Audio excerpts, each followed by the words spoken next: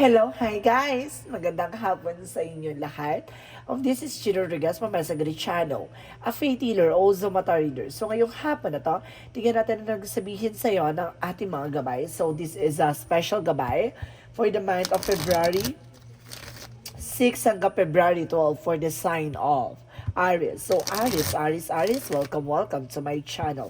Ano kayang messages, advices, ng spirit guides ang ating masasaga for today's video? Kaya naman kayang energy o kaganapan sa buhay ng mga Aries ang ating mga hagilap. So guys, this reading is a general reading naman hindi lahat makaka-resonate.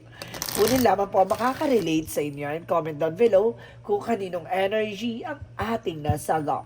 And of course, don't forget to like and subscribe my channel and hit notification bell for more videos updated. Kasi maraming salamat po sa mga walang sawang pagsuporta sa aking channel, lalo-lalo na yung hindi nag-i-skip ng ads na way pagpalay kayo na Diyos at may kapal. Siksik digdig nag-uumapa ang biyay manabalik sa inyo. And of course guys, maraming salamat sa mga nag-share ng aking video sa mga uri na social media platforms. Maraming salamat po. Umpisa na natin ang laban for the sign of Aries.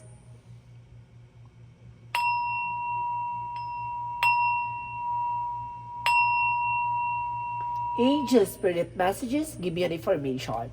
So ano kaya gusto sabihin sa iyo ng ating mga baraha?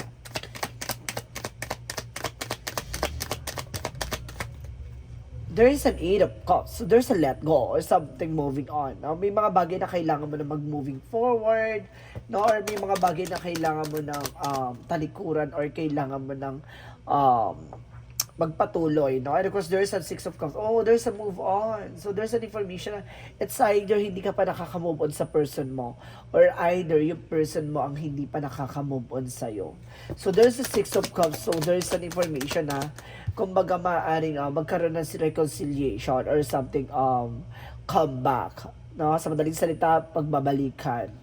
And of course, there's a Nine of Cups for a wish fulfillment. So, may mga bagay na unti-unti na matutupad. Unti-unti ng, kumbaga, may isa sa katuparan at, kumbaga, makukuha mo yung mga bagay na hiniling mo or pinangarap mo. And of course, there's an Empress card for a revert. So, ibig sabihin dito sa some of you, ha? Kumbaga, sinasabi dito na magkakaroon ka ng panibagong eksena or panibagong simula. So, let's see. And of course, there's the Four of Pentacles. So, there's a protect your power, protect your energy, saving money. So, kailangan marunong ka mag-invest sa sarili. Of course, mag-savings, no? Mag-save ka ng pera. Lahat ng mga pinaghirapan mo, lahat ng mga pinagpagawa na proteksyonan mo. Additional messages. And of course, there is a Five of Cups. So, there is a something disappointment or something information na parang, diba? Kumbaga, may pinagsisisihan ka or may nagsisisi dito against sa ginawa niyang from the past or something. So there's, let's see what is the Eight of Cups. Eight of Cups represent the Six of Swords, the transition. No, makakalis ka na sa situation. Kumbaga, unti-unti ka na makaka-recover, unti-unti ka na nakaka-move on. Pero technically, kumbaga, the more ka naka-move on, the more naman ito bumabalik sa'yo. So let's see what is the Six of Cups. So there's a Ten of Swords. So some of you guys, no, kumbaga meron dito traitor. It's either your friend or family related, no? Kumbaga may traitor dito or something na nag-backstab sa'yo.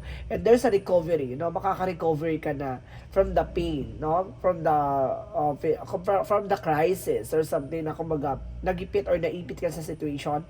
Pero unti-unti ka na natutupad yung mga pangarap mo na unti-unti mo na nababayaran yung mga utang mo. Unti-unti ka na nakakaluwag-luwag kahit mapano. So let's see what is the Empress card. Empress card represent the Ace of Pentacles. So, see, I told you so. So, magkakaroon ka ng bagong simula dito. And of course, kumbaga, there's a big money coming in for you. Ito yung magdadala ng bagong oportunidad. So, let's see what is the Four of Pentacles. And of course, there's a Seven of Pentacles. So, sinasabi dito, there's an information na, kumbaga, mag-harvest ka at the end of the time, no? Kumbaga, kung ano yung mga ginawa mo, ano itong sacrifice mo, there's a cause and effect na situation. Kumbaga, magiging maganda ang takbo ng eksena mo kapag maging maganda ang, kumbaga, in-invest mo sa sarili mo. Ganon. And of course, let's see what is the Five of Cups. So, there's a strength card, confidence. So, ibig sabihin dito, alisin mo yung doubt or something, kumbaga, pag-aalinlangan, no? Yung pagdadalawang isip, alisin mo yan. Kasi there's an information na kailangan mo maging malakas, no? Maging matibay, maging malakas ang loob, maging matapang, no? So let's see what is the Eight of Cups. And of course, that Six of Swords, there's a Chariot card. Taking action, something, kumbaga makakaalis ka na sa situation, unti-unti ka na nakaka-recover, unti-unti ka na nakakabangon. Kumbaga, kailangan mong ipagpatuloy, no? Ituloy-tuloy lang. There's a two joining forces na kumbaga, sinasabi sa'yo na talagang may tulong ang universe sa'yo dito na binibigay na, diba, unti-unti ka nang nai-heal. Na physically, mentally, emotionally, and of course, financially. Ano. So, let's see what is the Six of Cups and the Ten of Swords. So, there's the Wheel of Fortune. Talagang umikot ang kapalaran, no? Turning back to the sender or something. Kumaga, yung mga taong gumawa sa'yo ng hindi maganda, no? Still kinakarma na sila until now. So, sinasabi sa'yo dito na, keep on going ka lang, no? Kumaga, tuloy-tuloy mo lang yung ginagawa mo. The more na, kumaga, maraming tao sa paligid mo na, di ba, na binabackstab ka, niloloko ka, tinatrader ka, the more naman nagiging maganda ang eksena mo. So, ibig sabihin, wag mong patulan ang mga ganyang eksena. Bagkos, kumbaga, surrender mo kay God. So, let's see what is the Nine of Cups. And it is the Three of Swords in reverse. So, there's an high priestess. So, there's an hidden agenda or hidden enemy. So, ibig sabihin, malalantad na, malalaman mo na unti-unti kung sino yung naging traidor or sino yung naging impostor, sino yung taong, diba, nag-backstab sa'yo o yung naglaglag sa or nag-ibig sa isa situation. Diba? So, let's see what is the Empress card. And of course, the Ace of Pentacles represent the Emperor. So, there's an information dito na maging mature ka sa mga decision mo. Being a boss, so kailangan mong panghawakan, pangalagaan, no? And of course, protectionan yung mga bagay-bagay, lalo-lalo na sa sarili mo, no? So, let's see what is additional messages. Four of Pentacles, and of course, the Seven of Pentacles. And of course, there's a Nine of Wands. So, slow and steady, no? Kalmado lang. Basta grind lang ng grind, tuloy-tuloy lang ginagawa mo. Technically, kumbaga pagdating ng araw niyan, makaka-recover ka na, kumbaga makakabangon ka na, makakaalis ka na sa situation. At the same time, kumbaga, parang makikikwento na lang to. And of course, parang magbibigay ka ng advice sa mga taong makakaranas ng mga gantong, diba, difficulties. So, let's see what is the Five of Cups, and of course, the Strength card. And of course, there's a justice, I told you so. May karma talaga. There's a justice that karma will, justice will be served. And karma is coming back to the sender. No? Talagang, ibabalik talaga kung sino yung mga taong gumawa ng hindi maganda sa'yo. No? Kumbaga, there's a cause and effect na situation. Depende na lang yan kung ano yung lalim na ginawa sa'yo. Ganon din yung lalim na ibabalik sa kanila. Diba? So, let's see what is the outcome. Ang pinaka-outcome for you is the King of Pentacles. So there's a practicality and security. Kailangan pangalagaan, protectionan mo kung ano yung grounds mo. Even your finances, career, love life, and so on, etc. Kung ano man yan, basta sinasabi ko sa dito, i-secure mo yan. Because there's a King of Cups, there's a devoted and supportive person. So some of you guys, no, kumbaga may nagmamahal na, or may tao nang sumusuporta, or meron nang tumutulong sa'yo. So, additional messages. And of course, sinasabi dito with the Ten of Cups. So, magkakaroon ka ng kaligayahan, magiging masayang pamilya mo. And also, your relatives also, na kumbaga bahagi ng buhay mo. So, let's see what is additional messages for career. Sa career mo, there is a devil card. So, there's an information, guys, na kumbaga merong umahadlang or meron talagang gumagawa ng paraan para hindi mo makuha yung, di ba, yung financial freedom or something na kumbaga yung magtutuloy-tuloy talaga kasi there's an information dito na maaaring hinaharang talaga yung swerte mo or something talaga excuse me, there's a curses na ginawa sa'yo na para malasin ka, lahat ng mga pinagtrabaho mo mapunta sa wala. There's an information na kumbaga, ayun, alam mo yung hawak mo na pero may paglalaan ng, diba, naggastos, ganito, ganyan. Yun eh. Hindi siya yung parang nabibuild for makapag-ipon ka, kumbaga makapag-invest ka na para mag-grow yung pera. Hindi. Kumbaga, pag nahawakan mo na gastos ka agad, ganun ang nangyayari. So, let's see additional messages for love life. For your love life naman, there's a Two of Cups because there's a Ten of Wands. So, I told you so. Talagang binigyan din ng pampabigat pati sa relationship. Pagdating sa relationship, ginawan ka talaga na para maghirap ka at talaga maghirap kayong dalawa. No? Additional messages for health. So, pag health mo naman, huwag kang tumanggap ng mga kinakain or kakain. Yung mga bigay-bigay, no? Kumbaga, huwag kang tatanggap. Kasi there's an information na may nilagay eh. May nilagay ito something, kumbaga sa'yo na makakasama sa health mo. no? Kumbaga, there's an information na parang it's either an orasyon for dasal na ginawang ka ng ano para magkasakit ka sa ganito, magkasakit. Kumbaga, mag-ingat po sa mga kinakain, lalo-lalo na sa mga bigay, no? Pwede mo tanggapin pero wag mo na lang kainin, no? Kasi baka dinasalan under your name. Pwede mo na ipamigay sa iba. Kaso much better kung wag mo na lang kainin. Ganon. So let's see what is additional messages for magical fairy messages.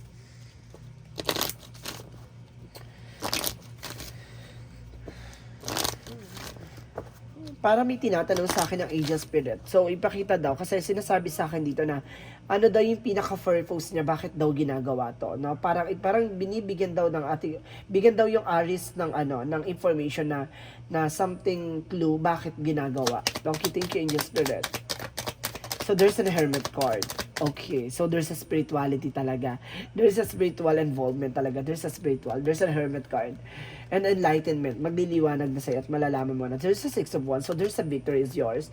And there's a choices. It's either, kumbaga, naiinggit to sa'yo some nowhere or something na kumbaga, it's either pagdating sa relationship, ikaw yung pinili ng partner mo. No, ikaw yung pinili ng jowa niya. Parang gano'n, parang nagkaroon na siya ng past relationship or either, kumbaga, mas ikaw yung pinaboran kaysa sa kanya. Parang gano'n. So, there's an information, ayun yung pinanggagalingan niya, no? Naiinggit siya. There's a star card, so there's a wish fulfillment. So, unti-unti na matutupad yan. Unti-unti mag-heal yan. So, let's see what is additional messages for magical fairy messages. And of course, guys, there's an autumn harvest time. I told you so. Talaga mag-harvest ka at the end of the time. In the fall season, everything comes together and you reap wonderful harvest of abundance. And of course, sinasabi dito, there's a your wishes granted. I told you, di ba? There's a part of the deck by star card and for wishes. And because there's a wish is granted. What you've asked for is coming here. So talagang, kung ano man hiningi mo, ano man hiniling mo, ibibigay sa'yo. Diba? So let's see, what is a yin and yang oracle card? For a yin and yang oracle card, ano kasi sinasabi, I told you, diba? Isang gusto sinasabi ng baraha, there's a karma, justice, and balance. Magiging balanse ka. Maaaring may mga bagay lang talaga na kailangan mo na ibalik sa nagbigay or diba? Gumawa sa iyo. And of course, there's a regret. Now, there's a lot of disappointments. And of course, there's a doubt or something. Kumbaga may mga panghihinayang or pagsisisi or something. And of course, there's kumbaga pag-alinlangan, gano'n. And of course, there's a seeds. Kumbaga, kung ano yung tinanim mo, siyang aanihin mo. Diba? And of course, there's a twin flame. Maaling twin flame kayo na person mo. Diba? So, let's see. What is a angel spirit messages? Let's see what is the additional messages for angel spirit guides. So, there's a sensitivity. Kailangan maging sensitive ka sa lahat ng actions mo, sa lahat ng mga decision mo, sa lahat ng mga tao sa paligid mo. Kasi hindi mo alam, diba? Tinatrader ka na pala. Diba? Ay pala itong tao na to, nakakausap mo, nakakasama mo, hindi mo alam. Diba? Nilalatik na pala yung person mo or something. Diba? Hindi mo alam kung ano yung mga nasa scenario ng situation. So, sinasabi dito guys, na kailangan mong maging sensitive, no, sa mga bagay-bagay. Kasi masyado kang, kumbaga kampahante. And the school is here. Kumbaga marami kang matututunan. No? Hindi lang para sa pag-aaral yan eh. Kumbaga pati sa totoong buhay, marami kang malalaman, marami kang matutuklasan, at marami kang hindi mo ine-expect na mangyayari. So, let's see. What is additional messages? And of course, guys, there's a blame. Now, may mga bagay na hindi mo masisisi or may mga bagay na, di ba, yung mga bagay na nangyari sa'yo, kumbaga responsibility mo kasi masyado kang naging kampante at naging pabaya sa situation. So, let's see what is Archangel Michael. For Archangel Michael, messages for you. Because there is a spend more time outdoors. So, kailangan mo spend ng oras, no, sa labas, magliwaliw. And because there is a be gentle with yourself. Napatawarin mo yung sarili mo. Baka masyadong mabini-pressure yung sarili mo, ha? Huwag masyadong pinipilit yung isang bagay na hindi mo kaya. And of course, there's Aussie, you're on the right path. So, ibig sabihin nito, talagang tumugma sa'yo itong reading na to. Talaga, diba, lumagapak sa'yo. So, nasa tamang direction ka. No, sundin mo yung mga advices, baka makatulong po sa inyo. Paalala lang po, itong reading na to ay gabay po lamang, ha? Nasa sa inyo po yan kung susundin at kung magagagawin niyo yung mga advices ng ating angel spirit. Depende na lang po yan kung paano niyo pangahawakan, ha? So let's see what is the chakra messages and balance. So kailangan mo maging balance. And there's an incomplacency. So may mga bagay dito na parang nasasayang na unti-unti.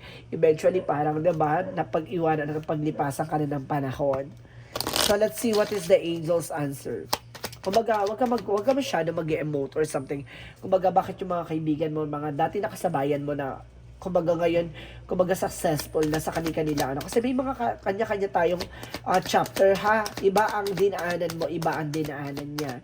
So, iba yung pagdadaanan mo, iba yung pagdadaanan niya. So, ganun po dapat, ha. Be in lighter side of situation.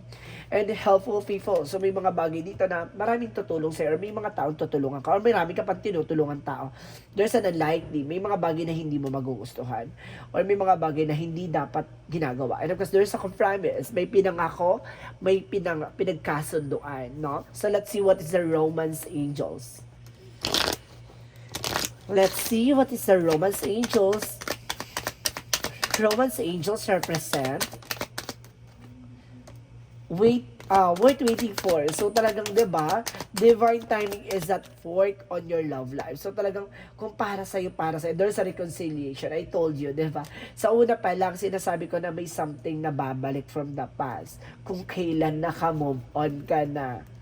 'Di ba? Tatanggapin mo ba siya o hindi na? So let's see what is the angel's messages. So there's a kitchen, there's a creation. Kumbaga, maaaring ikaw yung gagawa ng ikabubuti at ikasasama mo. There's an autumn harvest time. So, this is the moment na mag-prepare ka na. There's an abundance coming in for you with a dragonfly, a transformation, and something magical. So, let's see. What is Arcangel Raphael messages? Arcangel Raphael messages for you is a massage, no? Kailangan mo magpamassage masyado ka ng maraming lamig, no? Marami ka ng hangin sa katawan. So, kailangan mo nang magpamassage para baka or either kailangan mo mag-exercise para pagpawisan ka, ma-release tong kumbaga mga mga toxin mo sa katawan. And of course, there's the lost land. So there's you've done this before. Nagawa mo na to dati, no? Or nangyari na to some other way, pero kailangan mo pa rin kumbaga hasain para mas maunawaan mo at malaman mo yung mga ibabatid na mensahe sa'yo ng mga gabay. And of course, there's a crack open. So may mga bagay dito na parang kailangan mo i-surrender, diba? So let's see what is the angel's messages for the energy. For the angel spirit, so there's a strategy. So gamitan mo raw ng strategiya yung mga bagay-bagay na ginagawa mo, 'di ba? And of course, sa dito, there's an angel of balance. So there's a lot of balance na kailangan mo. And man holding a coin. So some of you, no, itong tao na to, kumbaga, there's an information na parang kumbaga mayroon siyang finances or something, business, it's either kumbaga siya may hawak ng finances. So let's see what is the Monsology. Let's see what is the Monsology. Monsology represent a time for healing. So kailangan mo talagang, 'di ba, gamutin at magpagaling at maka-recover sa kung ano man yung nararanasan at nararamdaman mo. 'Di ba, I told you na there's a crisis or something. Kaya yun yung kailangan mo mag-take ng action, mag-set ka ng boundaries na sa ganun hindi na nakakapasok ang negativities. And of course, there's an information at a very climax approaches. So, nasa exciting part ka na. So, some of you guys, nagkakaroon na ng healing sessions or something, unti-unti ka na gumagaling sa karamdaman mo. So, let's see what is the Jesus loving quotes. And of course, sinasabi dito, your faith has saved you in going to field. So, ibig sabihin dito, yung pananampalatay at tiwala mo, yan ang makakapag, 'di ba, salba sa'yo tungo sa kalayaan at kapayapaan. 'Di ba? So, let's see what is the messages of life. Oh my God. Bago natin buksan yan, silipin natin yung angel's number. Let's see what is the angel's number. So, angels number represent 27, I am expressive, no? Sinasabi dito, your mind is wide open and you are tolerant and compassionate towards all ways of life. Your value freedom of expressions of and want to improve the conditions of people whether in the community, country, and world at large. Ibig sabihin dito, kayang-kaya mo ipakita yung mga bagay na gusto mong sabihin sa kanila o yung mga nararamdaman mo, kayang-kaya mong ipakita sa kanila kung ano yung mga bagay na gusto mong ipahatid or iparating, no? Kumbaga, kaya mo rin patunayan sa kanila yung mga bagay-bagay na nararamdaman mo is totoo, no? Kumbaga hindi ka, kumbaga, ano kang tao, no? Parang kumbaga on point ka, direkta ka, hindi ka basta-basta, kumbaga masaktan ka masasaktan, bahala ka sa buhay, mga ganon. Kumbaga, direct to the point. Kasi sa dito, there is a remain in the light. Today, I take time to think calmly and wisely. I go forward with a complete confidence, knowing I will succeed. No matter what happened today, I will remain in the light. I will maintain my faith and my equilibrium. In this way, I nurture my soul and become a strong and steady representative of the light. So, ibig sabihin na nanatili ka sa kaliwanagan. Even na marami kang pinagdaanan, no? Kumbaga, nananatili kang kalmado. Kumbaga, nagtitiwala ka sa poong may kapal na laila. Kumbaga, may mga bagay na naranasan ka at may mga bagay na nararamdaman ka na alam mong, di ba, at the end of the road, makikita mo yung kaliwanagan at kasagutan sa lahat ng katanungan mo. Kumbaga, sinasabi sa'yo dito na kailangan mo lang talaga maging malakas at maging matibay at magkaroon ng, kumbaga, kumpiyansa sa sarili mo, no? Para mas marating mo pa yung mga bagay na gusto mong makuha. May mga bagay lang talaga nadadaan ka talaga sa mga rough roads, no? Na para subukin ka, no? Para malaman kung na-test ka na ba or something na kumbaga alam mo na ba yung dapat mong gawin or dapat mong kumbaga iwasan. So may mga bagay dito na magbibigay sa iyo ng clarity, no? Honor ko sa enlightenment sa mga bagay-bagay. Kumbaga mag-observe ka na lang sa mga kumbaga mag-observe ka na sa paligid mo and mag-analyze ka bago ka mag-take ng action. So guys, this is a special gabay for the month of February 6 hanggang February 12 for the sign of Aries. So Aries, maraming salamat for this wonderful reading. So once again, this reading is a general reading na hindi lahat makaka-resonate. Kunin lamang po makaka-relate sa inyo and comment down below kung kaninong energy ang ating nasagot. And of course, don't forget to like and subscribe my channel and the notification bell for more videos update. And of course guys, maraming salamat po sa mga walang sawang pagsuporta sa aking channel. Lalo na hindi nag-skip ng ads na way pagpalay kayo na just may kapal, siksik liglig na gumapa ang biyay manubalik sa inyo. And of course guys, maraming salamat and see you in the next video. Bye bye and babush!